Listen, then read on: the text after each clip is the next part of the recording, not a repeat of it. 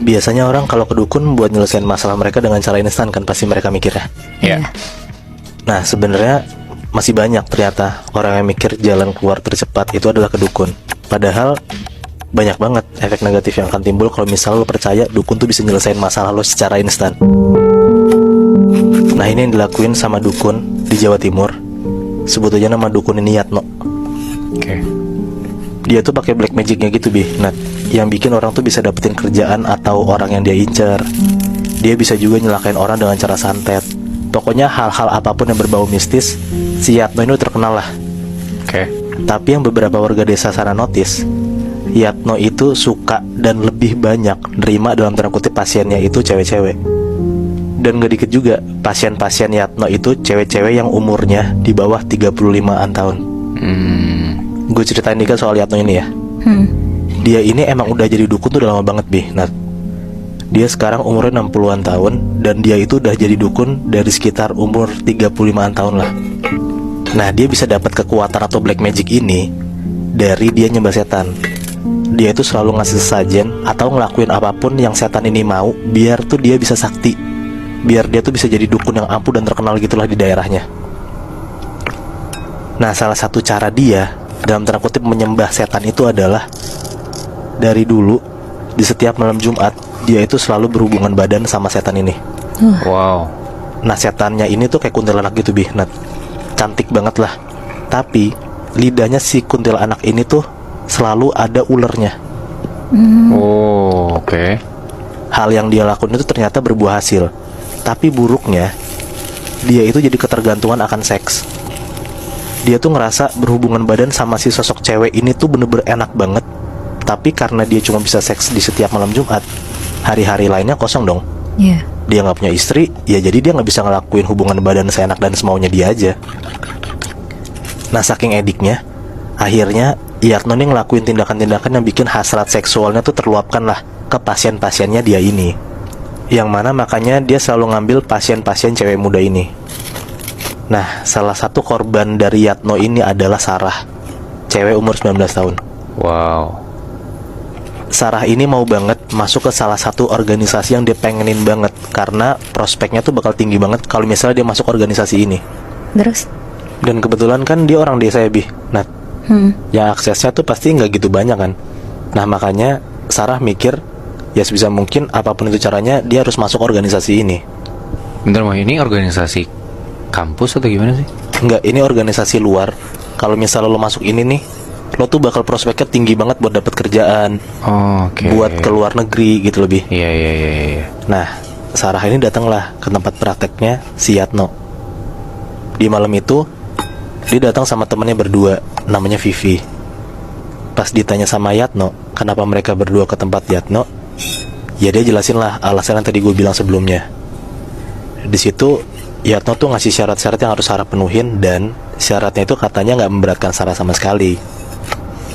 Nah Yatno nanya, atasan organisasi yang kamu mau masukin ini laki-laki atau perempuan? Sarah jawab, laki-laki. Di situ Yatno ngidein lah buat ngasih susu ke Sarah, biar pas atasannya itu lihat Sarah, atasannya tuh langsung mau masukin Sarah ke organisasi ini. Sarah semangat banget dong, karena ya itu kan jadi hal kuat biar Sarah bisa masuk ke organisasi ini kan. Pas udah masuk ke sesi selanjutnya, Yatno itu nyuruh Vivi buat tunggu di luar kamar. Jadi prakteknya ini tuh di rumah Yatno sendiri Nat. Rumahnya kecil, cuma kayak petakan gitu, cuma ada 2 kamar lah. Dan kalau misalnya keluar kamar langsung ruang tamu gitu. Iya. Kebayang kan? Bayang. Di situ Vivi ya nurut, karena yang ada urusan sama Yatno kan Sarah kan. Jadi pas Yatno bilang suruh Vivi tunggu di luar, ya Vivi langsung keluar kamar itu. Di dalam kamar ini Sarah ini diajak ngobrol lah sama Yatno, pendekatan gitu biar akrab.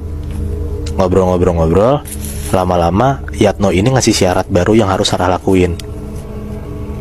Syaratnya itu adalah Sarah disuruh buka baju, biar Yatno bisa ngasih minyak di badannya Sarah, yang katanya minyak itu tuh manjur banget buat bikin orang terpikat. Awalnya Sarah kaget dan bingung, maksudnya kayak kok harus buka baju segala gitu. Tapi Yatno bilang kalau mau dapetin apa yang Sarah mau, ya harus ngelakuin ini kan. Ya udahlah, akhirnya Sarah terpaksa buka bajunya. Di situ pas Sarah udah buka bajunya, Yatno bilang, dalaman kamu lepas juga. Nah di situ Sarah takut banget karena ya takutnya kan Sarah dicabulin atau gimana gitu sama Yatno ini kan. Iya.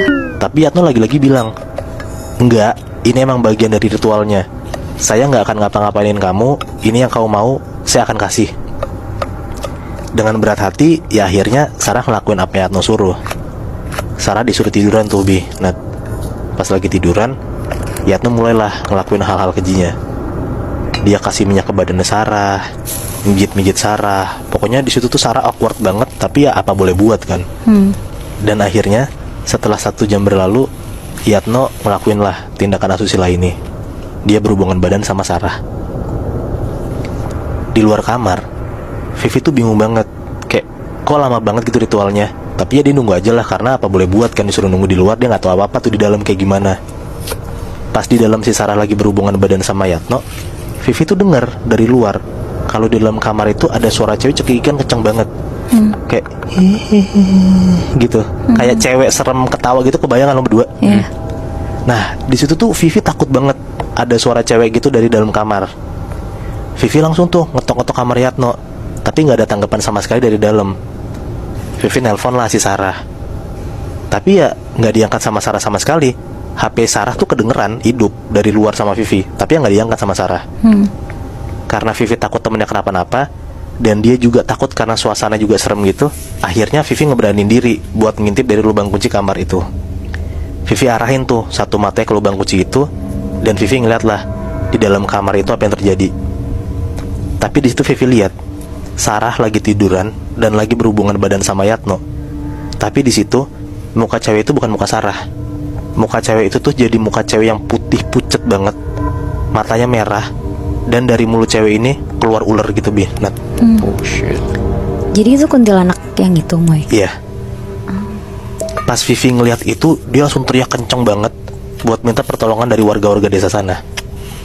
Singkat cerita, ada beberapa warga yang datang ke rumah Yatno dan ngedobrak tuh pintu kamar Yatno. Pas warga desa udah masuk kamar Yatno, di situ mereka cuma ngeliat Sarahnya doang lagi tiduran. Si Yatno nggak tahu kemana. Warga-warga desa itu tuh langsung keliling desa lah buat nyari Yatno. Semalaman warga desa tuh ngeterin desanya, nggak membuahkan hasil sama sekali. Dan akhirnya di tengah malam, sekitar jam 2-an pagi, akhirnya salah satu warga nemuin Yatno. Di mana, Moy? Nah, pas warga desa tuh lagi keliling hutan, Nat, dia ngeliat Yatno tuh lagi di tengah hutan. Dan dia ngeliat, katanya si Yatno itu lagi berhubungan badan sama kuntilanak. Oh. Buru-buru lah di situ warga desa nangkap si Yatno, dan akhirnya Yatno tuh diarak rame-rame sama warga desa sana. Katanya Yatno tuh nggak dipenjara. Yatno dimasukin ke dalam satu rumah di dalam hutan, dan Yatno tuh dipasung biar dia nggak ngelakuin hal-hal bejat itu ke orang-orang lagi. Nah kabarnya, setiap warga desa yang lagi di hutan dan lagi ngelewatin rumah itu malam-malam, mereka sering dengar suara cewek teriak cekikikan dari dalam rumah yang ada Yatno lagi dipasung itu. Oh, jadi sampai dia udah dipasung itu tuh masih berhubungan badan sama kuntilanak itu? Iya, padahal lagi dipasung, Nat. Tapi dia masih tetap nggak berhenti ngelakuin tindakan itu, tapi sama makhluk halus. Anjrit, fakta banget.